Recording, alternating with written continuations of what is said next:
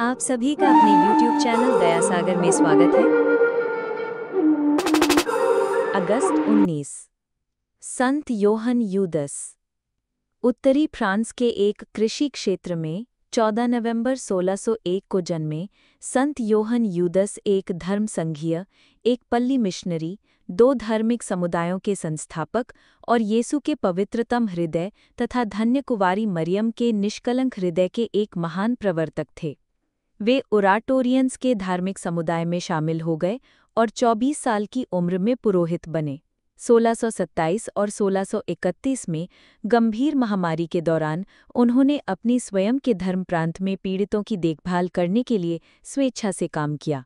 कहीं ऐसा न हो कि वे अपने धार्मिक साथियों को संक्रमित कर दें, इस कारण वे प्लेग के दौरान एक खेत के बीच में एक विशाल पीपे में रहते थे।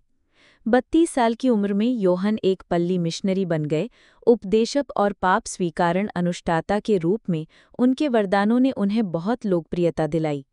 उन्होंने 100 से अधिक पल्ली मिशनों का प्रचार किया, जिनमें से कुछ कई हफ्तों से लेकर कई महीनों तक चले। याजक वर्ग के आध्यात्मिक सुधार के बारे में उनकी चिंता में उन्होंने महसूस किया कि सबसे बड़ी आवश्यकता सेमिनेरियों की थी। उन्हें इस काम को शुरू करने के लिए अपने जनरल सुपीरियर, धर्माध्यक्ष और यहाँ तक कि कार्डिनल रिशेलियो से भी अनुमति प्राप्त की थी, लेकिन अगले जनरल सुपीरियर ने इसे अस्वीकार कर दिया। प्रार्थना और आत्म परामर्श के बाद योहन ने फैसला किया कि धार्मिक समुदाय को छोड़ना सबसे अच्छा है। उसी वर्ष उन्होंने एक नए धार्मिक समुदाय की स्थापना की, जिन्हें अंततः यूडिस्ट्स, यीशु और मरियम की मंडली कहा जाता है, जो धर्म प्रांतीय सेमिनेरियों का आयोजन कर याजक वर्ग के गठन के लिए समर्पित है। इस नए उद्यम, जिसे व्यक्तिगत धर्माध्यक्षों द्वारा अनुमोदन तो मिला, परंतु तत्काल विरोध का सामना भी करना पड़ा, विशेष रूप से जैनसिनिस्ट्स से और उनके कुछ पूर्व सहयोगियों से। योहन ने नॉर्मेंडी में कई सेमिनेरियों की स्थापना की, लेकिन रोम से अनुमोदन प्राप्त करने में असमर्थ थे। आंशिक रूप से ऐसा कहा गया था क्योंकि उन्होंने सबसे चतुर दृष्टिकोण का उपयोग नहीं किया था। अपने पल्ली मिशन के काम में योहन उन वैश्याओं की दुखद स्थिति से परेशान थे जो अपने दयनीय जीवन से बचने की कोशिश में थीं। अस्थायी आश्रय मिले, लेकिन व्यवस्था संतोषजनक नहीं थी। किसी एक मैडलिन लैमी ने, जिन्होंने कई महिलाओं की देखभाल की थी, एक दिन उससे कहा, अब आप कहाँ जा रहे हैं? मुझे लगता है किसी गिरजाघर के लिए, जहाँ प्रतिमाओं को देखेंगे और अपने आप को पवित्र समझेंगे। सदा ही आपसे ये आशा की जाती है कि इन गरीब प्राणियों के लिए एक अच्छा घर बनाएं।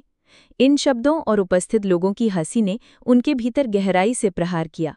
परिणाम एक और नया धार्मिक समुदाय था, जिन्हें sisters of charity of the refugee कहा जाता है। वे शायद अपने लेखन के केंद्रीय विषय के लिए सबसे ज्यादा जाने जाते हैं, यीशु पवित्रता के स्रोत के रूप में, मरियम ख्रिस्तीय जीवन के आदर्श के रूप में। यीशु के पवित्रतम हृदय तथा धन्य कुंवारी मरियम के निष्कलंक हृदय के प्रति उनकी भक्ति ने संत पिता पियूस 11वें को उन्हें father of liturgical cult of the hearts of Jesus and Mary घोषित करने हेतु प्रेरित किया। वे अनेक पुस्तकों के भी लेखक थे, जिन्होंने अपने काम की सेवा की। उदाहरण के लिए the ideal confessor and the apostolic preacher.